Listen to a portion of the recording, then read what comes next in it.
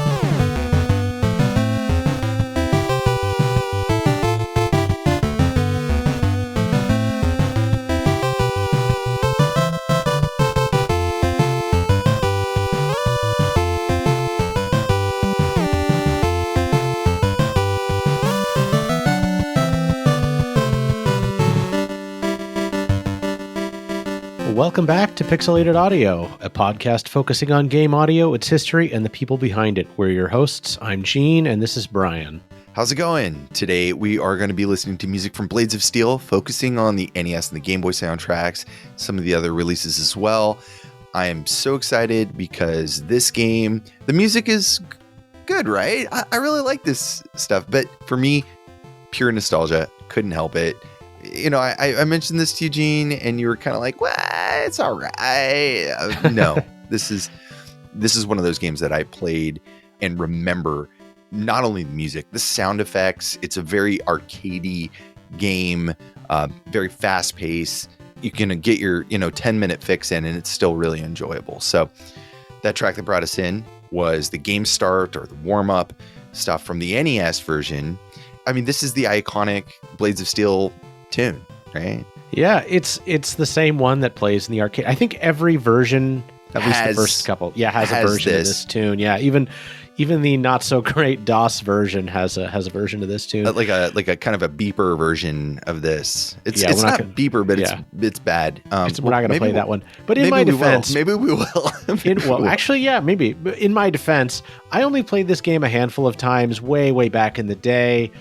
And the further down the rabbit hole we got towards the other versions of the game, I really started to get into the soundtrack, like the classic arcade and NES ones. There's not all that much music, but the longer the series goes on, the cooler and weirder it kind of gets, which is nice. Yeah, it's there's actually more there than I remember at all because, I started going through and I was like, I didn't remember that until kind of researching and going through. I mean, I'd played the game every now and then I'll pop it on, I guess I hadn't made it that far in certain areas because I was like, oh yeah, I remember that. That totally brings me back. Or like I never got to that certain penalty situation or something. It was fun. And going through this was kind of a fun rush for me last night.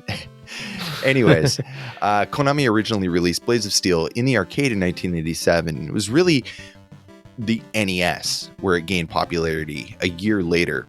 And it was converted not only to the NES, but the Famicom Disk System in 1988. And that's, again, where I just, we got it. I think my friend actually had it, and I was at his house every day. He's been on the show before, Dusty. We played it almost every day. I mean, with a bunch of other games too. But this is something that we could pop in, play a few rounds, and get out. And there was usually some kind of rage involved because, somebody would win, somebody wouldn't. There were two sequels released, NHL Blades of Steel 99 and NHL Blades of Steel 2000, which we've got some stuff from later on, but we'll stick with the NES version for right now, which was re-released on Nintendo's Virtual Console service in December of 2007. And the arcade version was re-released on Microsoft's Game Room service on November 24th of 2010. R.I.P. Game Room. Cool idea, but it's been superseded by other collections and things. Yeah, I mean, there's probably other collections since I didn't want to write them all out because... Yeah, we didn't mention it, but it also was released on Amiga, PC, DOS, Commodore 64, I feel like one or two other platforms. It was one of these games that kind of, anywhere they could port it to, they sort of put it on there. Yeah, and some of the times it was ported by, not by Konami themselves, but like by another, maybe a European game developer and licensed, published by Konami and stuff like that. But at the end of the day, each version kind of has the essence there, or the faint glimmer of the hope that the arcade and NES versions had, but not all achieved that level of greatness, in my opinion. So we'll go through it. So let's jump into our next track here. This is the selection theme from the NES. Take a listen.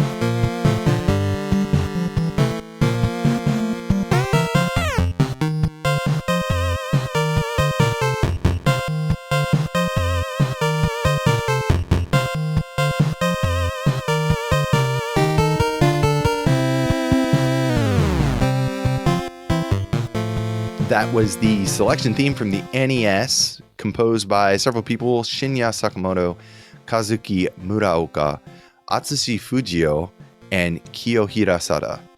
Both of those are really jaunty, very upbeat tunes. We didn't really talk about the one that came in, but I would say the classic Konami sound, very fitting for, a sports game. Very, it's just got the right vibe. You can bob your head along to it.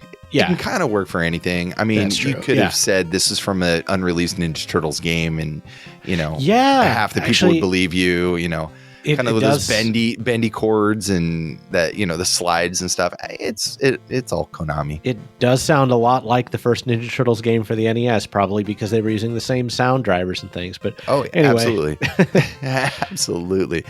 So let's talk about Shinya Sakamoto first. Start with. Sure. Yeah, we're going to try to rapid fire. We got 4 composers who've worked, on bits and bobs of this. Shinya Sakamoto worked at Konami from about 86 to 1990 and then switched to production. Some of the games that I know them well from: Jackal, Life Force, Russian Attack, Snatcher. I don't know which version. That'd be cool to look up. And Falcion, which we played on our show many years ago now. Yeah, episode 51. Yeah, that was a great soundtrack. Great soundtrack. It is, yeah. Snatcher, I believe maybe the PC 88 or MSX. Yeah. Oh, man, I'm not sure.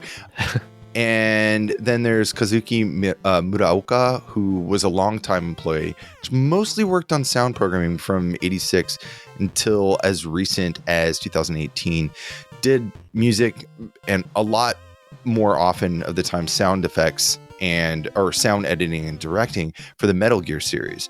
Like all of the Metal Gear, Peace Walker. I mean, you just name them, like Kazuki Muraoka's name is on there somewhere, right? I feel like I've seen it, yeah. Yeah, Zone of Enders, Police Not Snatchers, Parodius, Snatcher, Parodius, Gradius 1 and 3, Super Contra, hundreds of other credits. Just kind of browsing through the selection, I was just like, oh my god, and it was crazy because it's not just like some of them are music attributes and sound attributes, some are like graphic design and like character manipulation, like all sorts. I'm like, this guy was like everywhere, like doing everything, wearing many hats. You need a guy who's like, hey, can you do that? And his answer is just yes. I could do that. I can figure it out. Fine. Next composer on the list is Atsushi Fujio, who also has come up on the show a couple of times. Worked on Life Force, Falcion, Exciting Billiards, Gyrus, the NES and Famicom Disk System versions, which we covered on 116. Biomiracle, Bokute Upa, which is the game where you control the baby, which has an oddly great soundtrack. It does. Bayou Billy, Twin B3, sound design on Lagrange Point, which has really excellent sound design and music, and Survival Kids on the Game Boy Color. Mm-hmm. It's a pretty good resume right there, actually. As well as NHL Blades of Steel on the Game Boy Color, which we're going to talk about later. Of course, yeah. Kiyohira Sada did the NES and Famicom Disk System conversion. Sada is the founder of a company called Pure Sound, a Japanese sound production company that does audio for a bunch of different electronic and entertainment devices. After graduating from Osaka University of Arts with a degree in music engineering, Sada started his career in '86 as a member of the Kukeha Club, and they're usually working under the handle Kyohei Sada, then contributed to a lot of soundtracks like the NES version of Contra and Top Gun. In 1988, Sada joined Natsume, which was a new and upcoming company, leaving Konami in early '89 for a full-time job there. So at Natsume, he'd do composition for soundtracks like several Konami-influenced games, such as like Abadox, and his personal favorite, which was SCAT, SCAT, Final Mission, Action in New York. But his best-known soundtrack for a lot of J-pop fans in Japan and stuff like that would be a game that he composed for us called Idol Hakkenden, which is I didn't really find it all that great, but hey, it's all right. His last soundtrack though for Natsume was Spanky's Quest. So if you're a fan of Spanky's Quest, did the soundtrack for that. In '93, he ended up leaving the company and then formed Pure Sound directly after that. And now, today, Pure Sound composes for a lot of video games, mobile devices, pachinko machines. We had talked about electronic devices like games, toys, just all sorts of stuff all over the place. And so apparently they're still doing stuff today. So that's awesome. Yeah, I always love it when I see a composer or a sound designer go off and create their own studio and then continue to work on stuff. I don't remember what I was playing recently, but I just ran across a Bass Escape game, which is another one of those companies, which I'm trying to remember who founded it, but same story. Worked on games for decades and then, did their own thing. I wish we had more music to fill up the NES section, but there's not really a lot of tracks here. I do want to talk about Blades of Steel a little bit before we jump into our next track. At its core, Blades of Steel is a fast-paced ice hockey game. It's pretty simple in terms of gameplay. All 8 teams are fictional, based on real US and Canadian cities, but that's about it. There's not any stats or anything to think about at all, and all the teams are basically the same, with just a different coat of paint on them, which I actually really love. You don't have to think about, I have to, be this team because this team's stronger than this team in certain areas. And you just pick whatever color you like and go with it. And I think that's actually kind of the beauty and the simplicity of it, especially for my little kid mind. I was just like, I just want to play hockey, So it was great. From the menu selection, you can either play a tournament, which is a series of games to win a cup, or an exhibition game, which is a single game. If you tie, there's a shootout, most points out of 5, just similar to any other hockey penalty shots or soccer or anything like that. And since there's only 2 buttons in the game, pass and shoot, only 2 buttons on the NES controller, works out perfect. Keeps the gameplay moving quick, almost no downtime at all, aside from the intermission, which is our next track. So let's take a listen.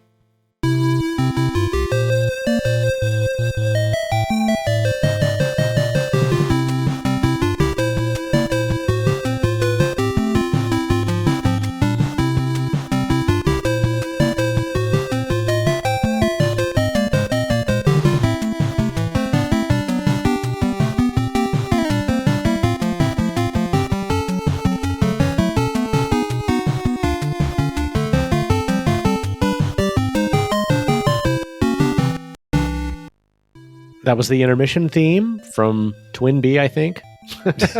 Might as well.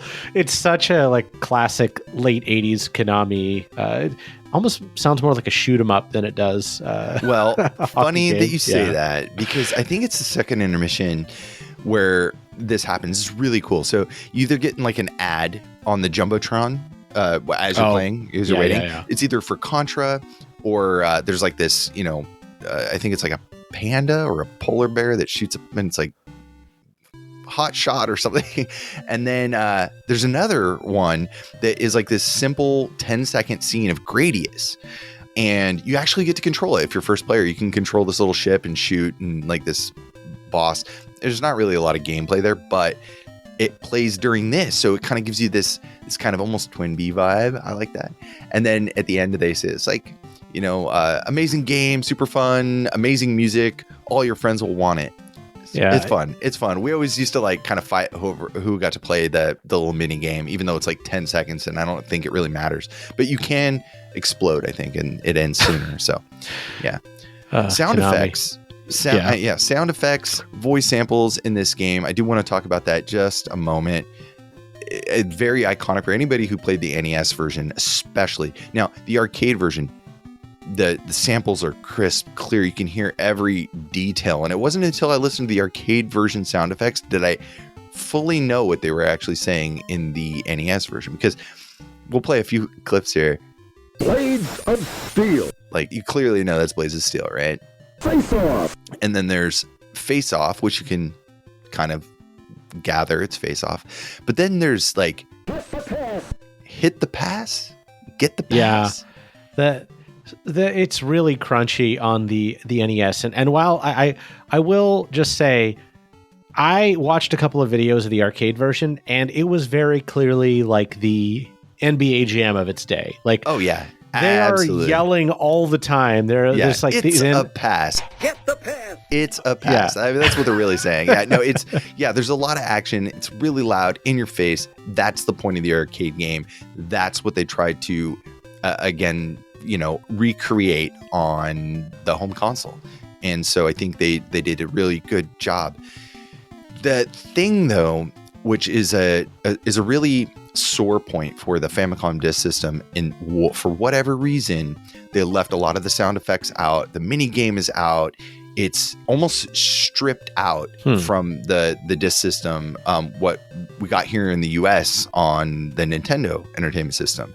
So maybe, Japanese kids remembering the game don't remember all those wonderful sound effects. But anyways, we do have an unused track from the NES version.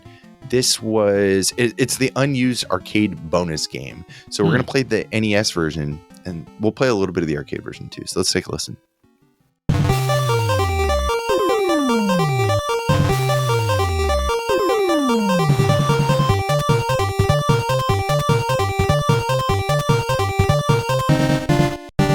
That was the unused arcade bonus game from the NES version of Blades of Steel.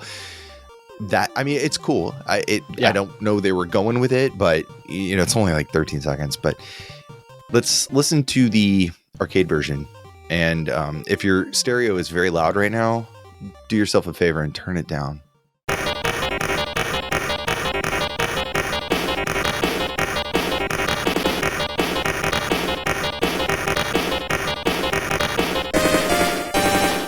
And we're back. And what did you think? It's the same thing in FM with a little bit more of an annoying percussion track in the background. Oh, it's basically so annoying. It's so loud. So loud. I don't know where they would have used it in the game, but I don't know. It's cool. It's kind of a cool little ditty, I guess. Yeah, it's a nice little jingle. Yeah, for sure. I mean, it's a sports game in the late 80s. It's like 2 songs and a bunch of jingles, basically. Yeah. Let's get into our next track here. This is the finals, or you won the finals from the NES version of Blades of Steel.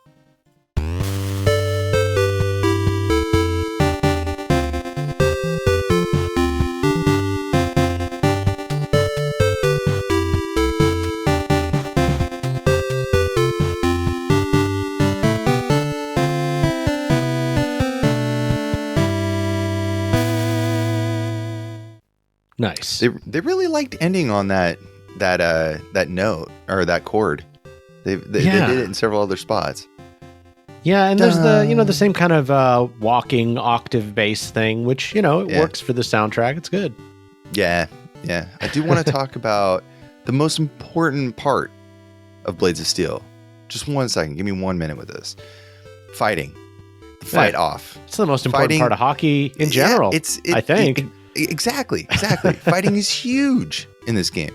If you bump into the same player 3 times in a row without touching another player, you start this mini pre-fight sequence. Just like you're in the gameplay, you see the 2 characters kind of go at it, right? If you hammer on the punch button, you can quickly knock out the other player. But if there's a little bit of back and forth, you enter fight mode. The game zooms in on the 2 players who duke it out. And it's really cool because you got this close up of both your hockey players. You can punch high, low, block high and low. But if you get knocked out, the player is sent to the penalty box. So it's almost like a penalty for losing the fight, which is even more cool to me. And it's funny because you get penalized and one of your players has to go to the penalty box. Well, now it's 5-on-4, right? And essentially, you can start fighting everybody else. And if you're good at the fighting, you can knock out like 4 people and have, 5-on-1. Yeah. Which is basically impossible, right? This is a really cool aspect of the game. And I think this is where it got so much charm from, kids and stuff. We get to fight in a hockey game. We get to fight in a sports game. That's awesome. Yeah, it just made it super fun. So we have another track here. This is the game ending music. So let's take a listen from the NES.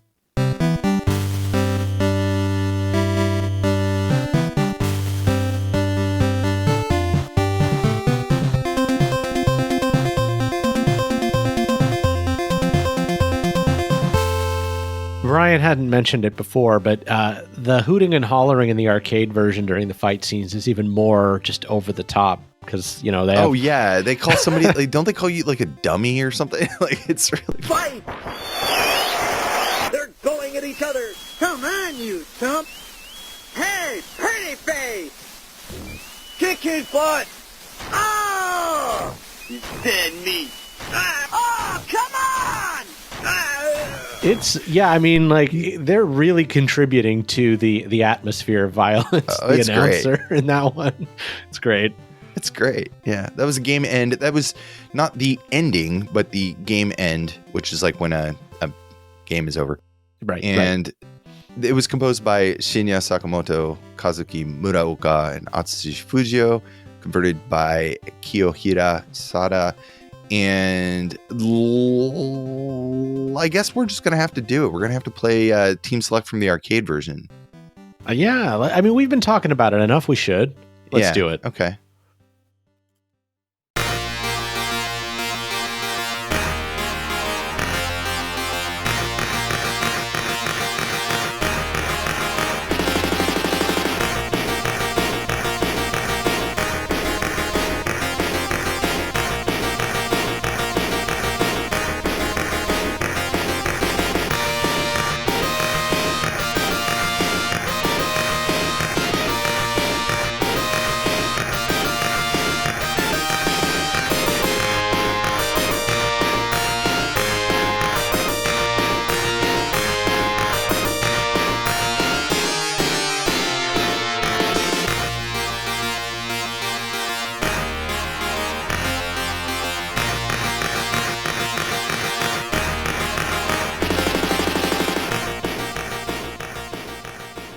All right, so you notice that, Gene? Like, it does slightly differ on the NES, right? Like, on the arcade version, you don't get those kind of sweep chords, right? Like, you don't get... the melody slightly differs, right? So the conversion was kind of more of an interpretation, but doesn't follow the arcade song entirely to the T. It's not nearly as clacky either. I would describe the arcade version as very clacky. Very clacky. I don't know if it had to do with the way that DAC worked on the system that they were using, and it needed to have that punchiness to it to, draw you in or to really be effective with the speaker system. There's I'm sure it didn't sound like that awful in the arcade, but when we break it down to the sound chips and really isolate it, you hear all of the grossness, I guess, that comes fuzzy, out of that. Yeah. We do have the selection theme here from the Amiga. I was reluctant to play any of these because they all kind of, they're really sad. Let's take a listen.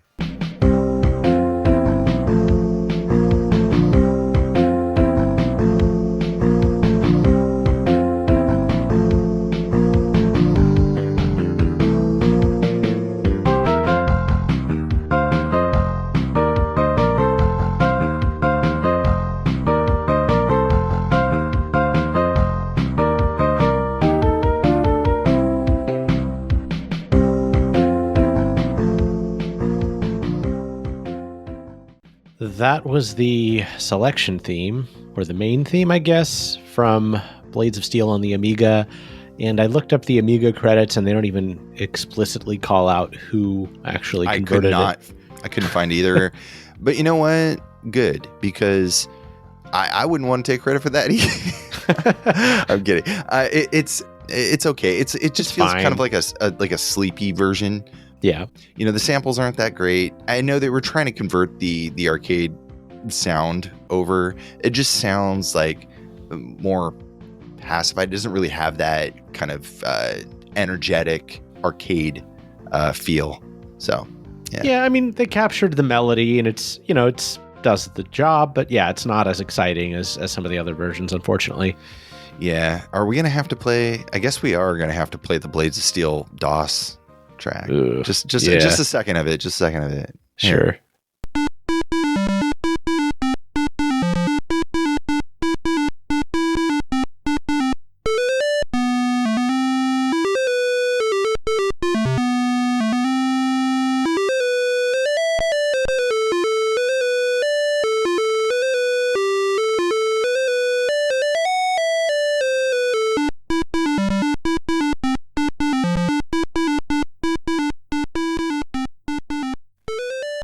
Well, that was the DOS version.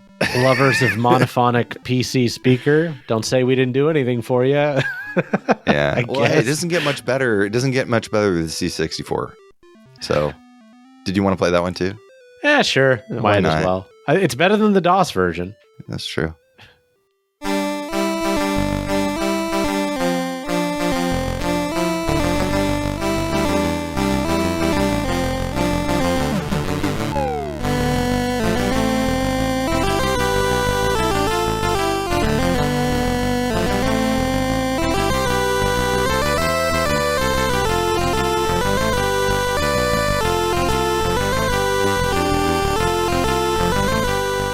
It's not bad. It's not inspiring. We know the C64 can do better. It's not. fine. Yeah. Whatever. What else is there to say about it? Nothing. So let's move on to the Game Boy version. Sure. Right, which has some neat music. So let's take a listen. This is background music, or BGM 1 from the Game Boy version, and this was composed by Hidehiro Funauchi and Akiko Ito.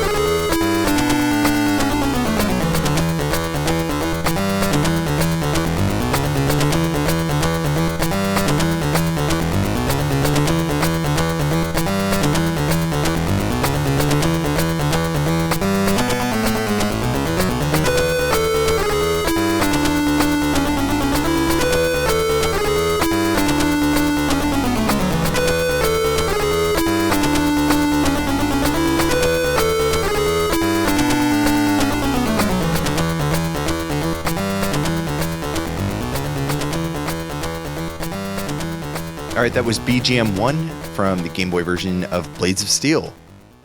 Nice little arena rock joint. Da da da da da da da da. Nice. Yeah, it's rad. Yeah. It's, completely different soundtrack, right? It's not something we've been used to so far from the arcade, the NES, and all those other It's a new failures. decade. we gotta take a different approach with it, you know?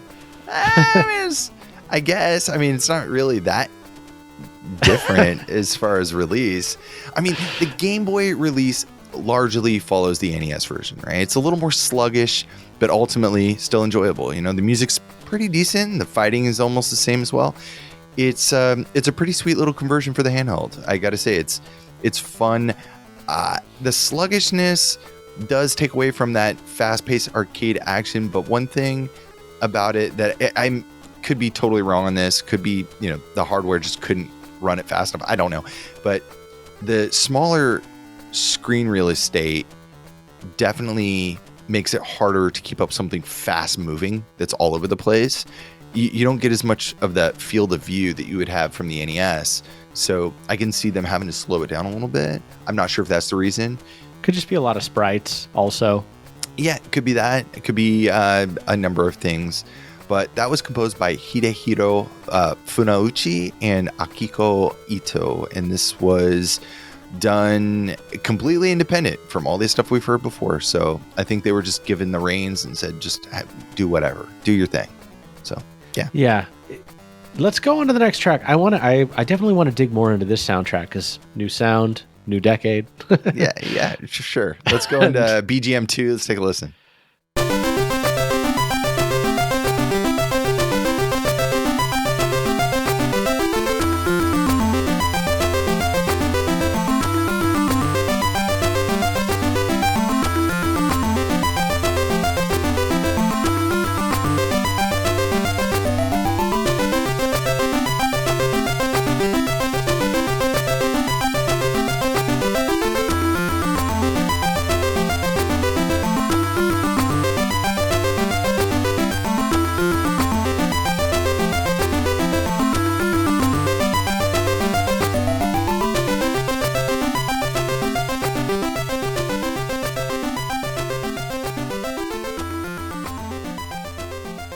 That was BGM 2, and that's strange, right? But it's so fun to listen to. It's kind of like this little ear candy.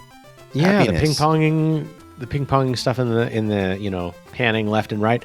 This is not a track I would have expected to hear in a hockey game. At all. Yeah. Not at all.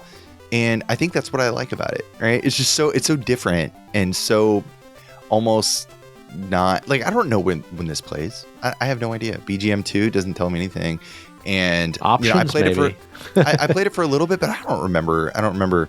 I feel like this track I definitely would have remembered where it played, but hey, it could be like the first part. I don't know. Let's listen to BGM 3 and we'll be right back.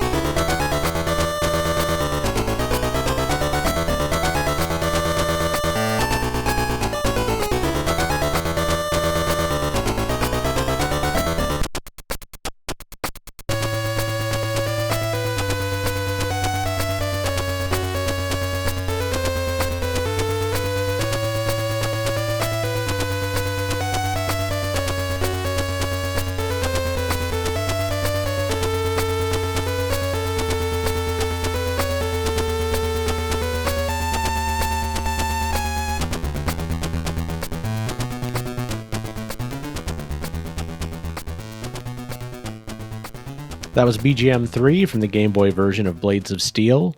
I gotta say, this one actually reminds me a little bit more of like the stuff you'd hear on the Commodore 64.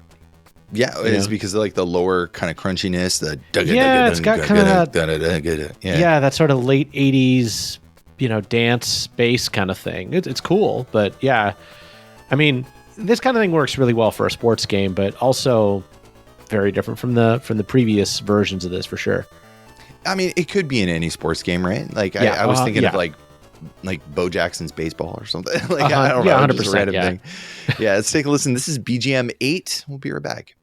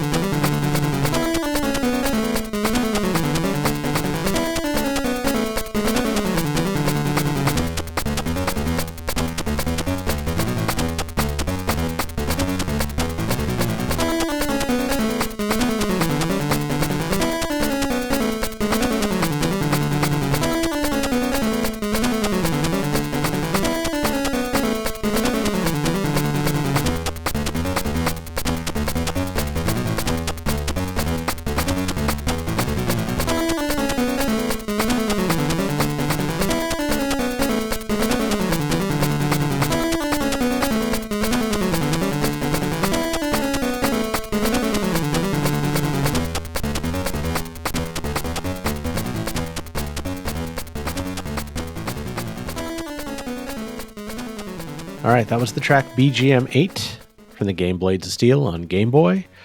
Kind of interesting syncopation on that one. Short track, but yeah, some cool effects going on there. They're all pretty short tracks. Yeah. And so that's why I wanted to have more than just like a few. I figured, they're all kind of different. They aside from BGM 2, they kind of have a sports vibe to them. Yeah. But different, interesting. I think they're cool. Yeah. I do too, but what do we know about the composers? Because I don't know much about these two. There is Hidehiro Funauchi, who was responsible for several things, doing mostly sound design and a lot of stuff for the handheld division, I think, which was things like Twinbee 3, Poka Poka, Daimao, Castlevania Adventure, Quarth for the Game Boy, Skater Die, Bad and Rad, Operation C, Parodius, Castlevania 2, Belmont's Revenge, Kid Dracula, Tiny Toon Adventures, a bunch of different things for the handheld stuff. Been around, I think from like 87 to about 97 doing stuff. 10 years. There's actually a lot of credits, more than just audio, doing a lot of video and cinematics for some of the newer stuff. So maybe moved from audio over to the video side of stuff later on in his career. So possibly. Then there's Akiko Ito, who I believe we have never talked about. Maybe if we had ever mentioned something from Kid Dracula, because she'd worked on Kid Dracula sound, Parodius, and Blades of Steel. And then Poppin' Twinbee doing assistant sound. Really only a few years at Konami, so could be a temp agent, could be contractor, or could have just changed entirely the position. But cool soundtrack, and there's a few other cool titles under her name. So yeah. Yeah, it's a shame they didn't work together at Konami and together, I guess, a little longer, but it is what it is sometimes. Folks just go on their merry way after a short stint at a company. That's fine. It happens. Or they stay like us and do the same podcast for, 10 years plus and keep enjoying it. Anyways, so one thing that might be new to some folks out there, I mean, it's okay. Blades of Steel got a sequel, right? And when we think of Blades of Steel, or like at least me, and where it got most of its popularity on the NES, we kind of forget about what happened next because it was always kind of lackluster, to be honest. Yeah. But in 1999, I mean, this is much later on, Konami released a sequel for the Game Boy Color and the N64, this time with official NHL licensing. So they're actual NHL teams, got the big branding on there. The game actually is pretty cool in the Game Boy Color. We have a few tracks to listen to from Game Boy, and then we have one from the N64. But maybe I'll only play a clip of that because it's kind of, But sure. Anyways, this is BGM 1 from the Game Boy Color version of NHL Blades of Steel.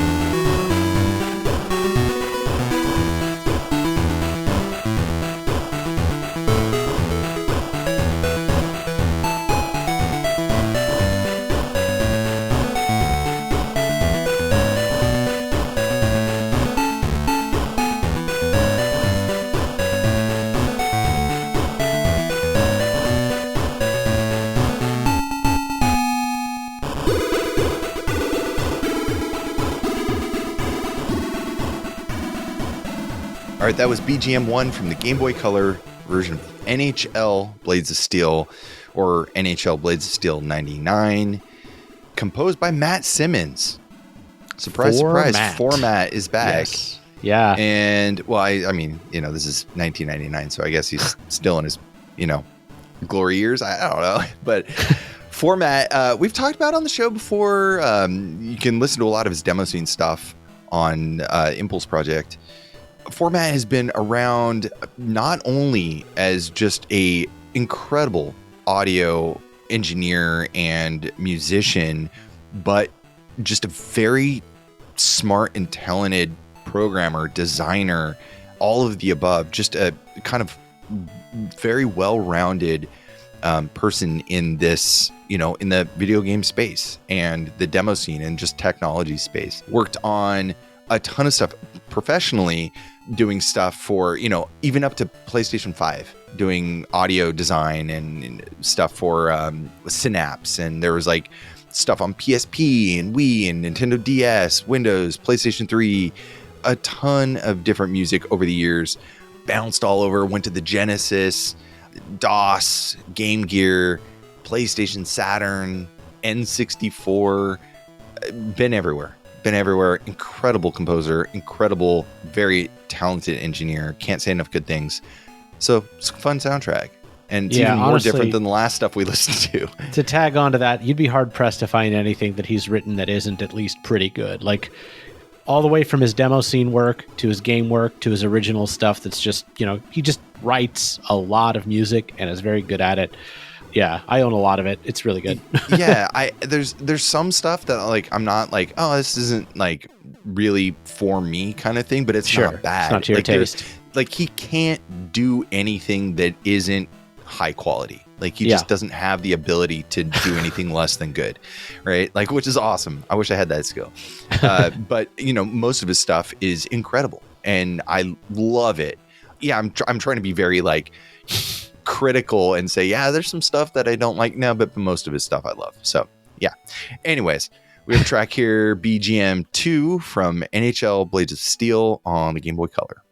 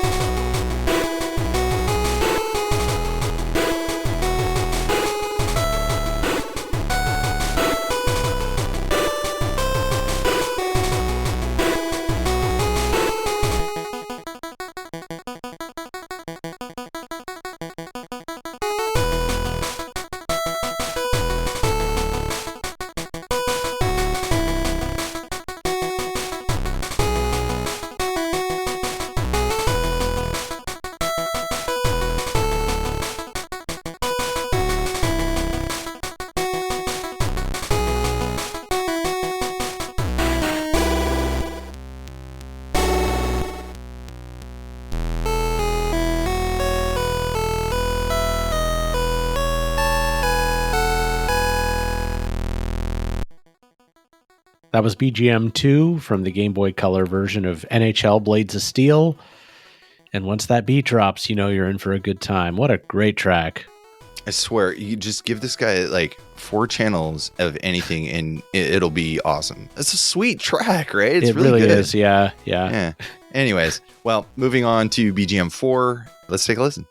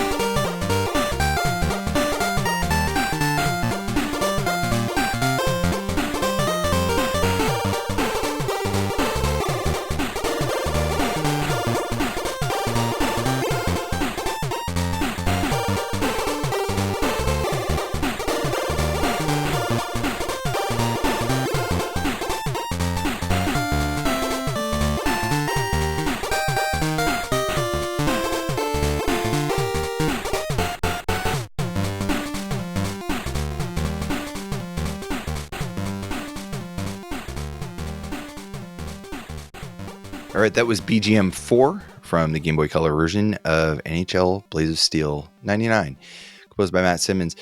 I'm sure they went to him and were like, okay, Mr. Simmons, you know, what you're doing in the demo scene's great. Just do something like that. And this track was born.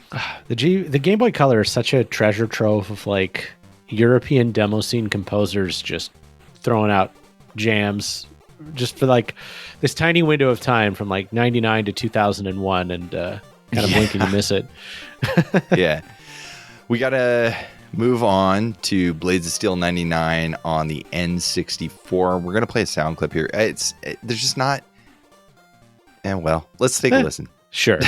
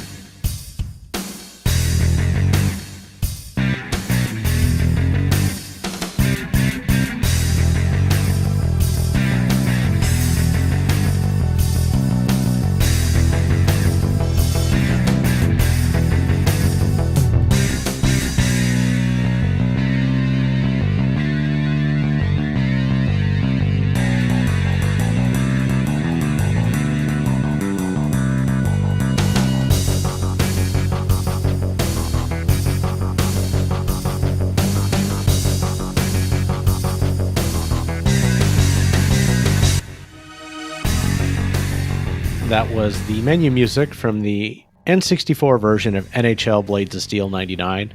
It's classic butt rock, dude. We got nothing, nothing to complain about. That's what I'm saying. I mean, it's look, it's not. I wouldn't say it's bad. No, it's good. No, it's not at all. It's totally fine. Yeah, if I had turned on my N64 and heard this, I would have been like, "Yep, that's right."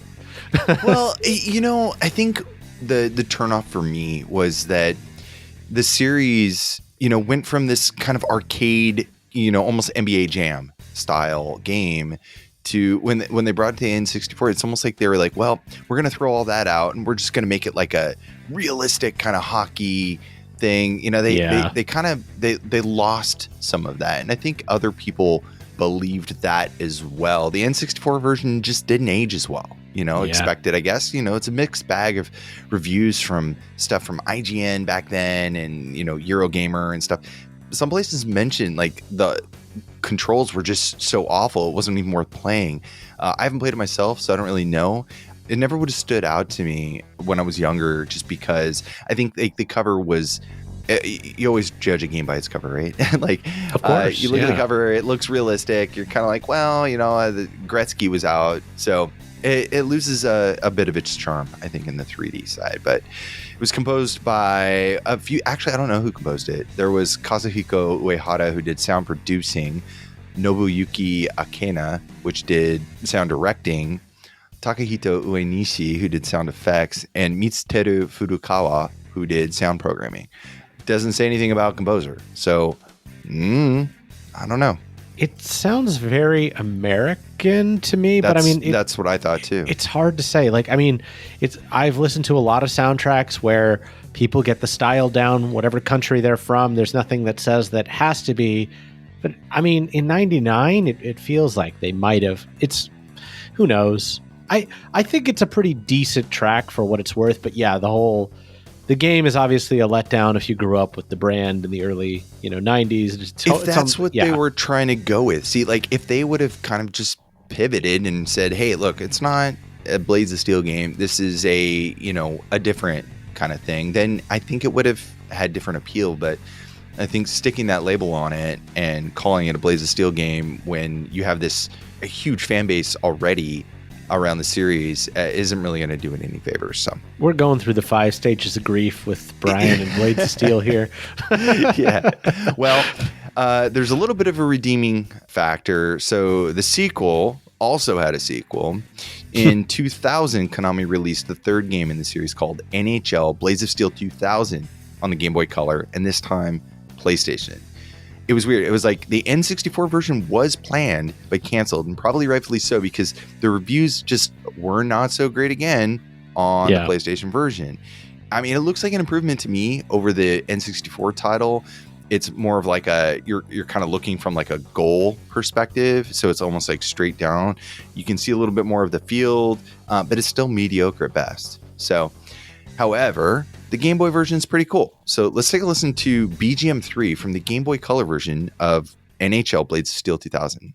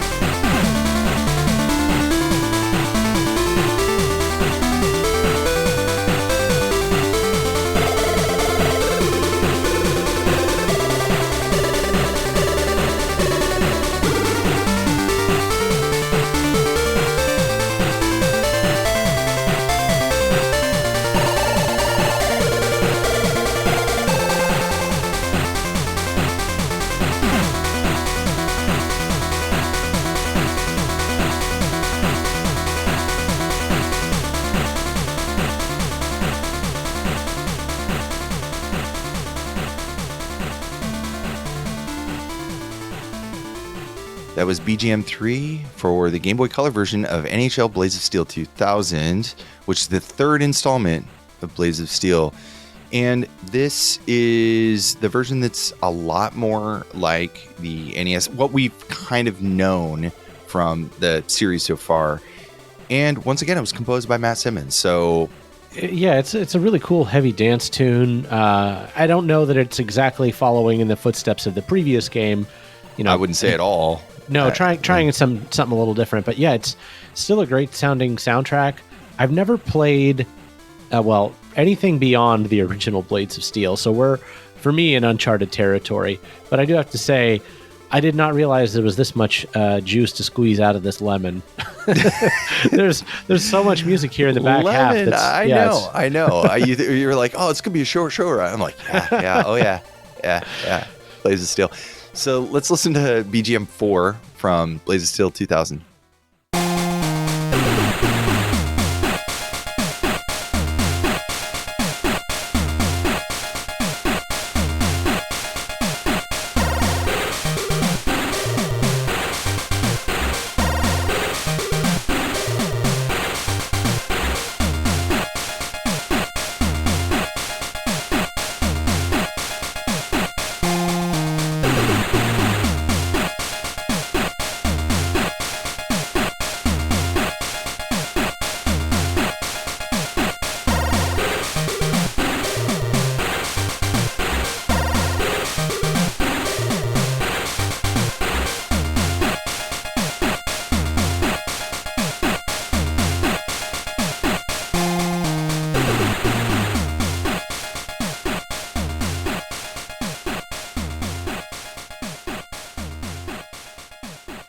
That was BGM 4 from NHL Blades of Steel 2000 for Game Boy Color. Very much your classic sports jam. Sports game jam. I like that. Yeah, it's really good. Blades of Steel 2000 on the Game Boy Color, I must say, was surprisingly fun. I played it for about 30 minutes last night, playing on like one of my little handheld emulator things, and I was like, oh, I'll just play this. And I was having fun with it. It's a lot faster than the Game Boy version. It feels a lot more true to the NES arcade style feel.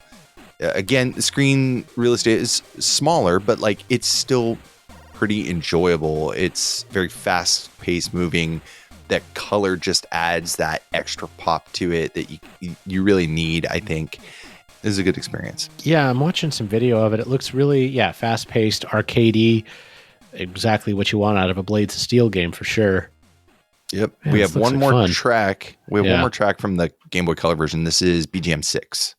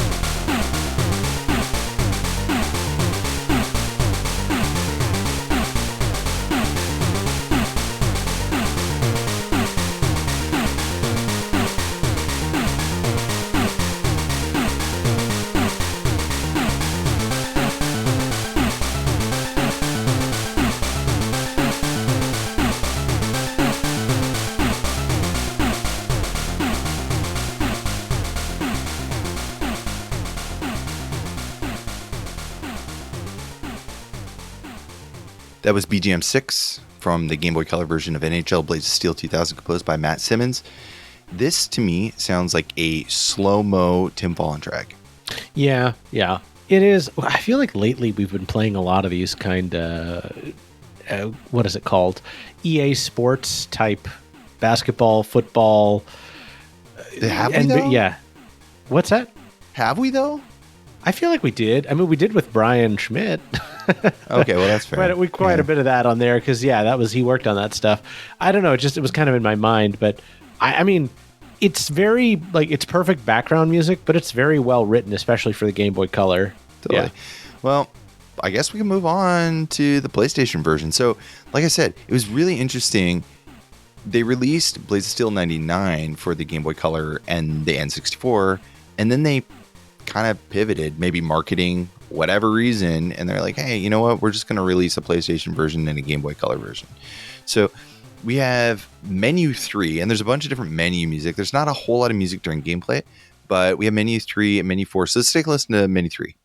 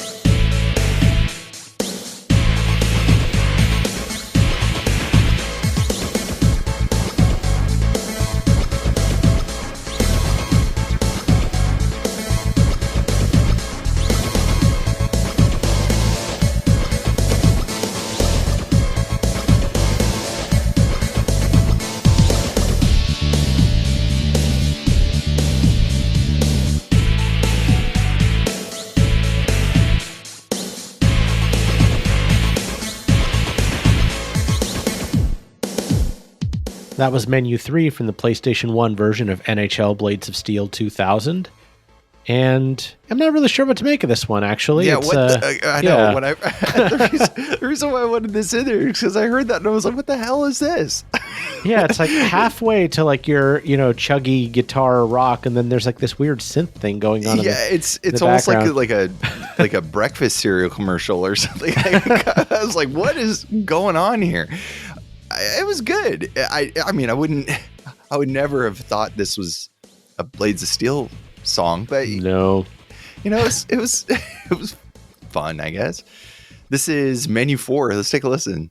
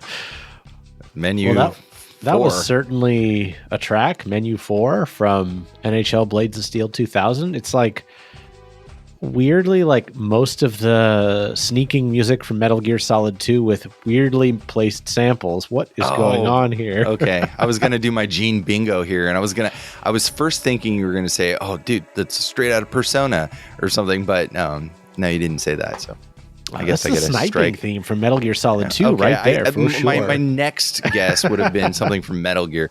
But anyways, I picked these 2 tracks because they couldn't be more different, and they both are super strange. Yes. I don't know who composed the soundtrack. I have no idea. You know, I talk about this all the time. This is a late era PS1 game. Nobody was paying attention. They were like, just do whatever you want. We need music to fill some time. Here's Menu Music 3. Go nuts.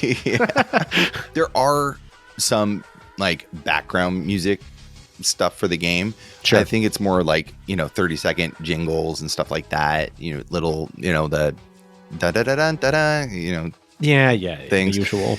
But yeah, I just thought this is super weird. Yeah. So we went through quite the gamut of music in this episode. You weren't expecting that, were you?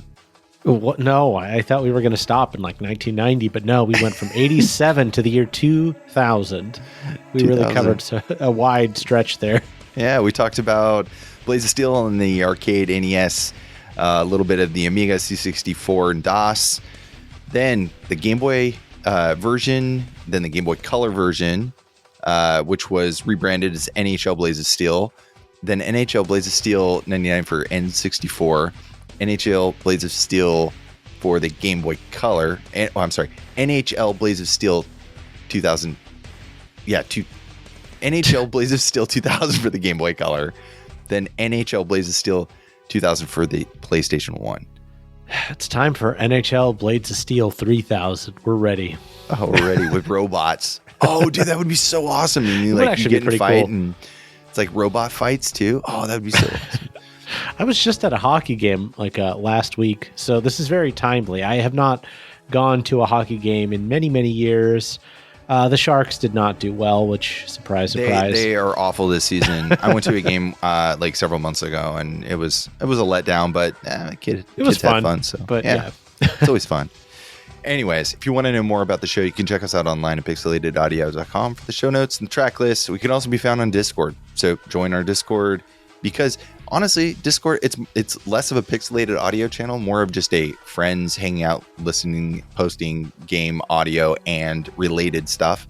There's a lot of other really cool people in there that are posting things that they make, and I get a lot of my information from there. So definitely join the chatter. If you're new to our podcast, make sure to check out some of our past episodes. We mentioned Falcium, which is episode 51. There's Racket and Rivals, which is 113, and 116 Gyrus. And I will never forget Gyrus. Because didn't we have to re-record that one like 3 times or something like that? I think we had to re-record it at least once. There was it didn't quite come together. I threw Rackets and Rivals in there because it was another one of these weird Europe-only tennis games for NES by Konami that like sure. Why? I mean, it's there. It's fine. The music's fun, but it's Since we're talking about sports games, feels appropriate. Go listen to that one. Actually, it has a really good soundtrack. It does. Yeah. You're in for a treat if you haven't heard it yet. And to take out the show here, we actually have one last track. We saved this all the way from way back minutes ago when we covered the NES stuff. This is the ending theme, or the ending for Blades of Steel on the NES, composed by Kiyohiro Sada. Thank you so much for listening. We'll see you back in a few weeks for the next episode.